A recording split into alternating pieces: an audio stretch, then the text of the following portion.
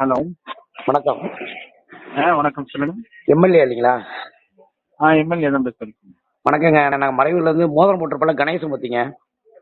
சொல்லுங்க சொல்லுங்க. நான் உங்களை கடுமையாக ஜெயிக்க வச்சேன் தெரியுங்களா? நாங்கள் எவ்வளோ உழைச்சிருப்போம். ம் சரி சரிங்க சொல்லுங்க. இல்லை எவ்வளோ உழைச்சிருப்போம். ம். எவ்வளோ வேதனை எங்களுக்குலாம். அசல்ட்டாக போயிட்டீங்க. இல்லைங்க, நம்ம முடிவு எடுக்கிறது இல்லை. நம்ம என்ன முடிவு அதான் உங்களை எடுக்கிறாங்க? மயிலாடுதுறையில் வந்து ஜெயிக்க மாட்டேன்னு சொல்லி நாங்கள் எவ்வளவு போராடி இருப்போம், எவ்வளோ ஜெயிக்க வச்சிருப்போம். வந்து பேசுவோம் பிரதர். இல்ல மொத்த திமுக காரனையும் நீங்க வந்து மன உடைச்சல் ஆக்கிட்டீங்களே, இந்த துரோகம் எப்படிங்க இருக்கும்?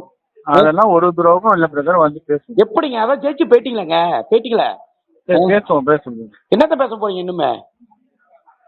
Mayiladuthurai. Hello hello hello ma'am. வணக்கம் மேம். யாரு? மறைவுல இருந்து கணேசமூர்த்தி மேம். யாரு? மறைவுல இருந்து கணேசமூர்த்தி. இந்த மோதிரம் போட்டிருப்போம்ல.